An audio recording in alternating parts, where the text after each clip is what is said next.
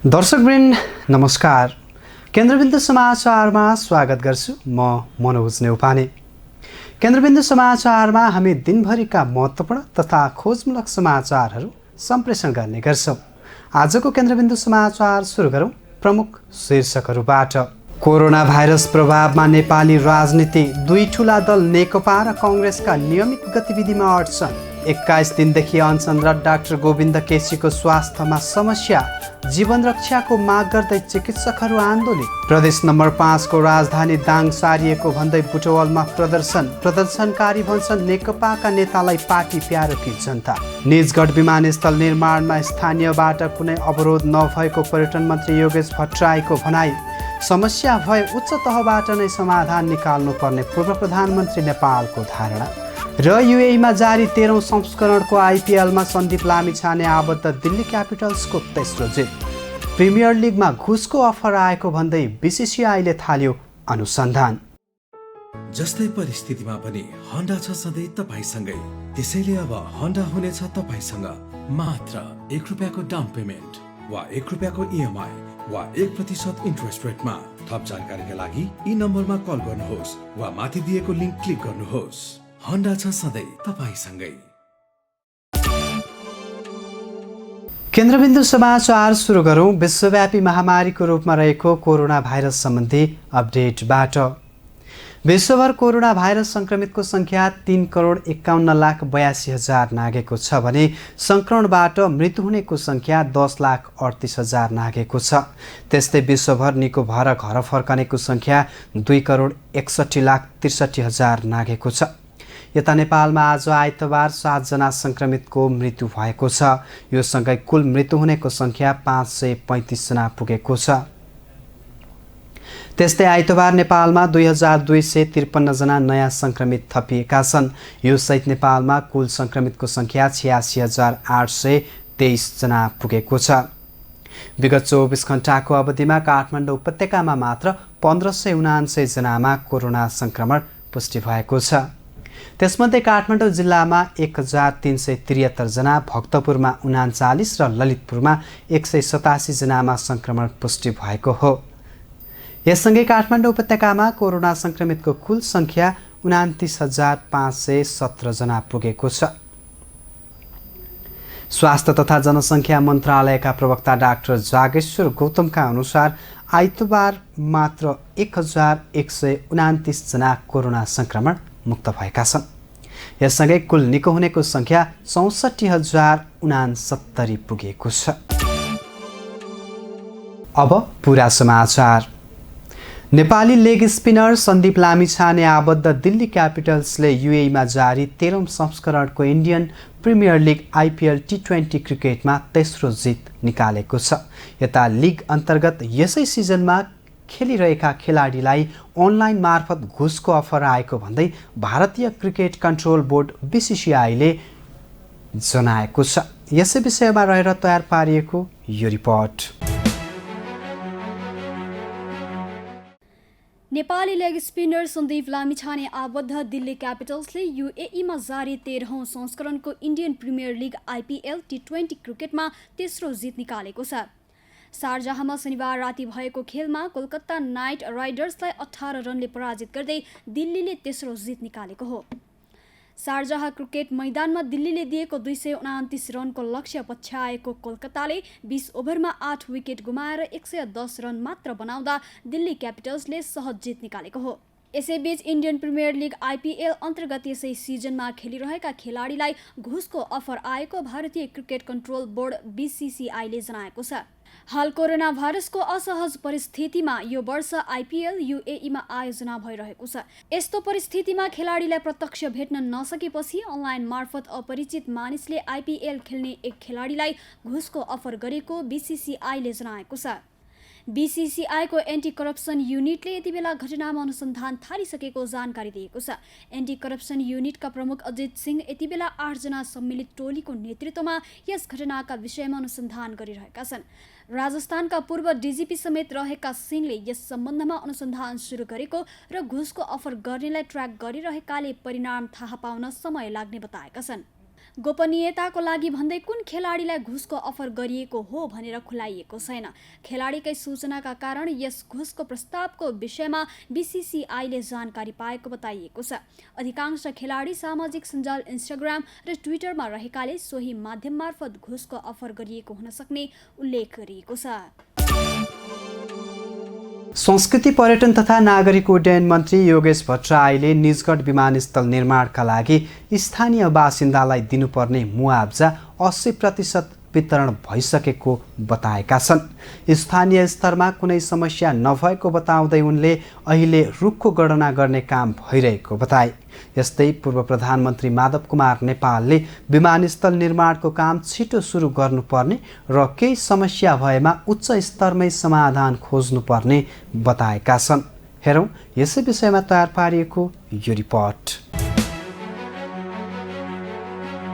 संस्कृति पर्यटन तथा नागरिक उड्डयन मन्त्री योगेश कुमार भट्टराईले निजगढ विमानस्थल निर्माणमा स्थानीयबाट कुनै अवरोध नभएको बताएका छन्। प्रतिनिधि सभा अन्तर्गतको अन्तर्राष्ट्रिय सम्बन्ध समितिको आइतबारको बैठकमा उपस्थित भएका मन्त्री भट्टराईले निजगढ विमानस्थल निर्माणमा स्थानीयबाट कुनै अवरोध नभएको बताएका हुन्। स्थानीय बासिन्दाका लागि दिनुपर्ने मुआब्जा 80% वितरण भइसकेको र केहीलाई स्थानान्तरण गर्ने कामको सुरुवात भएको उनले जानकारी दिए। 1900 हेक्टर क्षेत्रफल जमिनमा बन्ने एयरपोर्ट भएकाले कति रुख कटान हुन्छ भन्ने सम्बन्धमा रुखको गणना गर्ने काम भइरहेको पनि उनले बताएका छन्। विभिन्न 12वटा ब्लकमा विभाजन गरेर रुख गणनाको सुरुवात गरिएको र अहिलेसम्म 2वटा ब्लकको गणना गर्ने काम सकिएको उनको भनाइ छ। 2वटा ब्लकमा 65,000 रुख रहेको पनि उनले बताए। उक्त तथ्याङ्कका आधारमा करिब 4 लाख रुख कटान हुने अनुमान गरिएको उनको भनाइ छ। 2वटा ब्लकको गणना गरिसक्दा करिब 65,000 रुखहरू गरिएका छन्। यसरी हेर्दाखेरि चाहिँ यदि त्यही रेसियोमा गयो भने करिब 4 लाखको सङ्ख्यामा आउन सक्छ हैन। अहिले नै त्यो म अन्तिम फिगरको रूपमा नलिनु होला, तर करिब मैले जुन भने त्यो रूपमा आउन सक्छ। तर अरू त्यसमा मुआब्जा लगायतको कुरामा त्यति समस्या छैन, किनभने जुन व्यक्तिहरूको निजी जग्गाहरू जानेवाला थियो, घरहरू जानेवाला थियो काठगाउँ, त्यसमा हामीले 80% जति मुआब्जा दिइसकेका छौँ र उहाँहरूले बुझि पनि सक्नु भएको छ। अब करिब 20% को बाँकी छ, त्यो क्रम जारी नै छ। डाङ्गिया बस्ती उहाँहरूको मुआब्जाको समस्या होइन, उहाँहरूको स्थानान्तरणको कुरा हो, किनभने त्यो उहाँहरूको आफ्नो निजी जग्गा होइन, निजी घर होइन। घर चाहिँ उहाँहरूले बनाएको तर निजी जग्गा होइन, त्यसैले उहाँहरूलाई उचित ठाउँमा स्थानान्तरण गर्ने कुरा हो। त्यसले निजगढ विमानस्थल निर्माणमा त्यति अवरोध गर्दैन। बैठकमा पूर्व प्रधानमन्त्री माधव कुमार नेपालले देशको हित र अन्य लाभलाई हेर्दा पनि निजगढ विमानस्थल निर्माणको काम छिटो सुरु गर्नुपर्ने बताएका थिए। विमानस्थल निर्माणमा कुनै बाधा व्यवधान भए तत्काल समाधान गरी निर्माण कार्य सुचारू गर्नुपर्ने उनले बताए। आफू प्रधानमन्त्री भएको समयमा समेत यो विमानस्थल निर्माणका लागि उच्च प्राथमिकतामा राखेर काम गरेको उल्लेख गर्दै पूर्व प्रधानमन्त्री नेपालले 10 वर्ष बितिसक्दा समेत कुनै प्रगति हुन नसक्नु आफैमा दुःखद भएको बताए। वर्षौं भइसके, निर्णय भएको पनि धेरै वर्ष भइसक्यो। म स्वयं प्रधानमन्त्री हुँदाखेरि मैले दिएको उच्चतम प्राथमिकता मध्येको त्यो निजगढ अहिले 10 वर्ष बितिसकेको छ। कामलाई हेर्ने हो भने ती काम कुनै गणना गर्ने लायक कामको होइन, किनभने जम्मै काम सँगसँगै जान सक्दछ। उच्च तहबाट नै यसलाई उच्चतम प्राथमिकता दिएर अगाडि बढ्नुपर्छ र जुन निकायले बाधा अवरोध खडा गरिरहेका छन् उनीहरूलाई पनि हामीले प्रश्न पार्नुपर्छ। बैठकमा सांसदहरूले निजगढ विमानस्थलको निर्माण कार्यमा भइरहेको सुस्तताप्रति चासो व्यक्त गरेका थिए। विमानस्थल निर्माणका लागि कति रुख काट्नुपर्ने हो त्यसको निक्योल गरी उच्च प्राथमिकताका साथ काम गर्न सांसदहरूले सुझाव दिएका थिए। त्यसबाहेक स्थानीय समुदायका कुनै समस्या छन् भने तत्काल समाधान गरी विमानस्थल निर्माणको वातावरण बनाउनु पर्नेमा सांसदहरूको जोड छ। यस्तै लुम्बिनी र पोखरा अन्तर्राष्ट्रिय विमानस्थलको निर्माण समेत छिटो गर्नुपर्नेमा सांसदहरूले जोड दिएका छन्। यसबाहेक बैठकमा कोरोना संक्रमणका कारण विदेशबाट उद्धार गर्नुपर्ने नागरिकहरूलाई छिटो ल्याउने व्यवस्था मिलाउन सांसदहरूले जोड दिएका थिए। यसबाहेक बैठकमा कोरोना संक्रमणका कारण विदेशबाट उद्धार गर्नुपर्ने नागरिकहरूलाई छिटो ल्याउने व्यवस्था मिलाउन सांसदहरूले सरकारसँग माग गरेका छन्। प्रदेश नम्बर 5 को स्थायी राजधानी दाङको भालुवाङ बनाउने प्रस्ताव प्रदेश सभामा पेश भएसँगै बुटवलमा प्रदर्शन भएको छ। आइतबार रूपन्देहीका व्यवसायी सङ्घ संस्थाको संयुक्त संस्था सञ्जाल रूपन्देहीले बुटवलमा विरोध प्रदर्शन गरेको हो। आन्दोलनका कार्यक्रम नै घोषणा भएपछि बुटवलका विभिन्न ठाउँमा स्थानीय प्रशासनले निषेधाज्ञा जारी गरेको छ। हेरौँ पुरा समाचार। प्रदेश नम्बर 5 को स्थायी राजधानी दाङको भालुवाङ बनाउने प्रस्ताव प्रदेश सभामा पेश भएसँगै बुटवलमा प्रदर्शन सुरु भएको छ। गत शुक्रबार 5 नम्बर प्रदेशका आन्तरिक मामिला तथा कानुन मन्त्री कुलप्रसाद केसीले प्रदेशको नाम र स्थायी राजधानीको प्रस्ताव प्रदेश सभामा पेश गरेका थिए। उनले प्रदेश सभामा प्रस्ताव पेश गर्दै भनेका थिए, दाङ जिल्लाको राप्ती गाउँपालिका, गडवा गाउँपालिका र अर्घाखाँची जिल्लाको सिद्धगङ्गा नगरपालिकाले ओगटेको राप्ती नदी किनारको देउखुरीलाई प्रदेशको स्थायी राजधानी राख्न र प्रदेशको नाम लुम्बिनी राख्न प्रस्ताव गर्दछु। मन्त्री केसीले उक्त प्रस्ताव पेश गरेसँगै बुटवलमा विरोध प्रदर्शन सुरु भएको थियो। आइतबार रूपन्देहीका व्यवसायी सङ्घ संस्थाको संयुक्त संस्था सञ्जाल रूपन्देहीले बुटवलमा विरोध प्रदर्शन गरेको छ।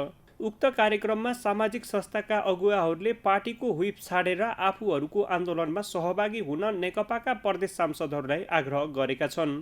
आन्दोलनरत पक्षका अगुवाहरूले पार्टीको गलत निर्णय प्यारो कि जनता भन्दै नेकपाका प्रदेश सांसदहरूसँग प्रश्न समेत गरेका छन्। पश्चिम नेपाल बस व्यवसायी प्रणालीका अध्यक्ष दधिराम खरेलले जनमत कुल्चेर अर्को चुनाव हार्ने कि जनमतको कदर गरेर आगामी चुनाव पनि जित्ने भन्दै प्रश्न गरे। त्यस्तै बुटवल उद्योग वाणिज्य सङ्घका अध्यक्ष खेम हमालले प्रक्रिया मिचेर प्रदेशको राजधानी र नाम सम्बन्धी प्रस्ताव अगाडि बढाइएकाले आफूहरू सडकमा आउन बाध्य भएको बताए।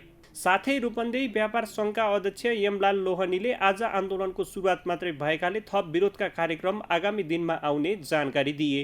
नेपाली काङ्ग्रेस र रूपन्देहीका सामाजिक सङ्घ संस्थाको सञ्जालले आन्दोलनका कार्यक्रम घोषणा गरेपछि बुटवलका विभिन्न ठाउँहरूमा स्थानीय प्रशासनले निषेधाज्ञा जारी गरेको छ।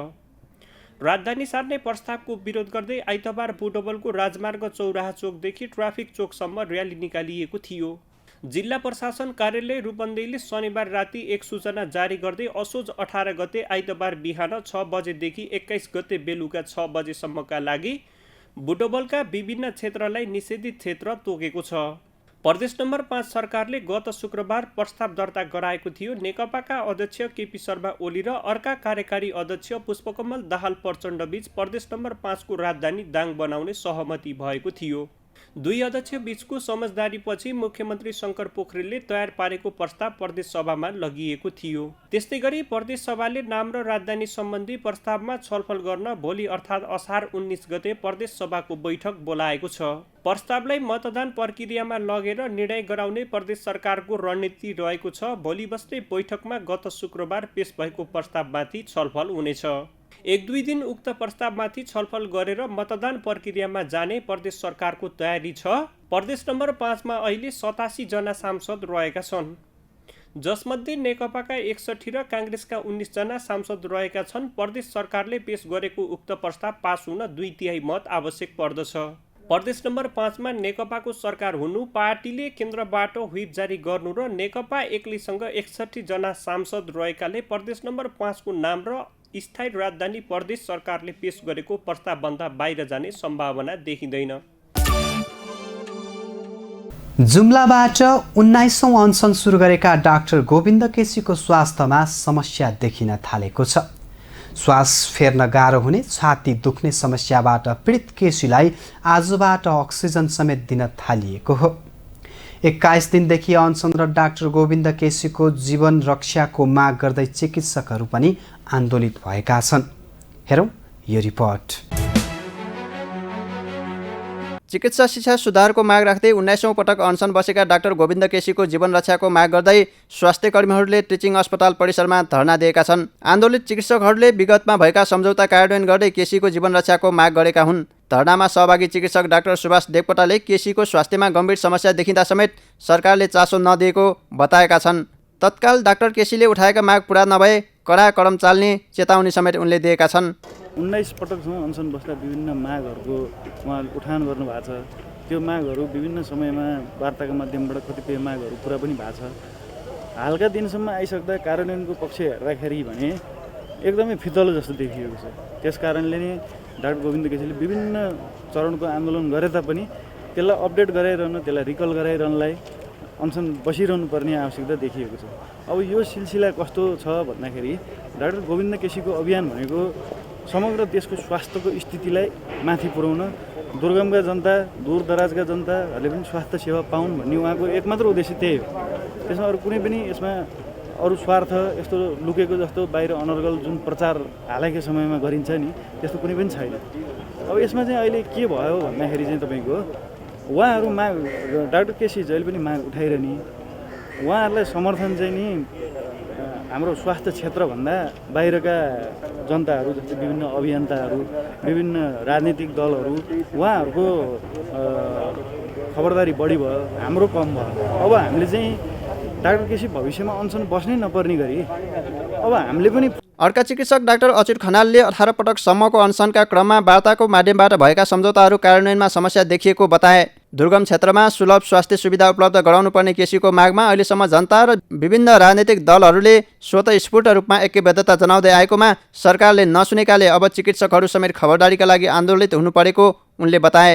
गुणस्तरीय शिक्षा र स्वास्थ्यको लागि जुन माग उठाएर अनसन बस्नुभएको छ र 18औं चोटिसम्म राज्यले उहाँको मागलाई सम्झौता गरिसकेको छ र त्यही माग आज पुरा गर भनेर चाहिँ फेरि बस्नुपर्ने दुर्भाग्यपूर्ण अवस्था आएको छ र 19औं अनसन सुरु भएर 21औं दिन पुगिसक्दा पनि राज्यले सुनेको छैन। यो एकदम दुःखद छ र यसमा नेपाल चिकित्सक सङ्घले जति सक्दो चाँडो वार्ता टोली गठन गरेर उहाँको मागहरू सम्बोधन गरी उहाँको जीवन रक्षा गर्नलाई अनुरोध गर्दछ र यदि उहाँको जीवन रक्षाको लागि कुनै पनि पहल भएन भने नेपाल चिकित्सक सङ्घ आफ्ना जुन आन्दोलनका कार्यक्रमहरू घोषणा गरेर अगाडि बढ्नुपर्ने हुन्छ र यसको लागि नेपाल चिकित्सक सङ्घले हामी आज पनि हाम्रो नेपाल मेडिकल एसोसिएसनको काउन्सिल मिटिङ हुन्छ, काउन्सिल मिटिङ गर्दैछौँ। त्यसपछि कसरी जाने भनेर हामी चाहिँ आन्दोलनका कार्यक्रमहरू घोषणा गर्नेछौँ।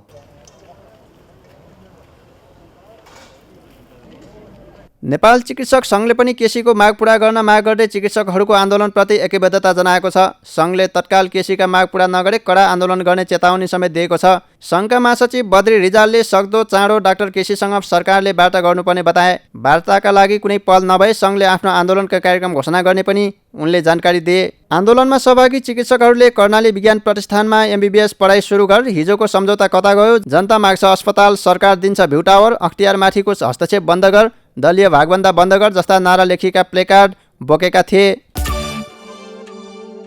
दर्शकवृन्द, अब आजको टप 1 न्युजको पालो। कोरोना भाइरसको संक्रमण तीव्र भएसँगै नेपाली राजनीतिमा पनि यसको प्रत्यक्ष असर देखिन थालेको छ। विश्व राजनीतिमा कोरोनाको असर र प्रभाव बढिरहँदा नेपाली राजनीतिमा पनि यसको प्रभाव बढ्दो छ। पछिल्लो हप्ता प्रधानमन्त्रीको निजी सचिवालय प्रवेश गरेको कोरोनाको असर नेकपाका गतिविधिमा परेको छ भने प्रमुख प्रतिपक्षी दल नेपाली काङ्ग्रेसका थुप्रै नेताहरूमा पनि कोरोना पुष्टि भएको छ। यसले काङ्ग्रेसका नियमित गतिविधिमा पनि राम्रै प्रभाव पारेको छ। हेरौँ यसै विषयमा रहेर तयार पारिएको यो विशेष रिपोर्ट। विश्वव्यापी महामारीको रूपमा फैलिएको कोरोना भाइरस अर्थात् कोभिड-19बाट अर्थतन्त्रका साथै विश्व राजनीतिमा समेत नराम्रोसँग असर परेको छ। अमेरिकी राष्ट्रपति डोनाल्ड ट्रम्प दम्पतिदेखि लिएर बेलायती प्रधानमन्त्री बोरिस जोन्सन लगायत थुप्रै देशका थुप्रै भिआइपीहरूले यसको सामना गरिसकेका छन्। भारतीय पूर्व राष्ट्रपति प्रणब मुखर्जीले त कोरोनासँगको लडाइँमा हार नै बेहोर्नु पर्यो।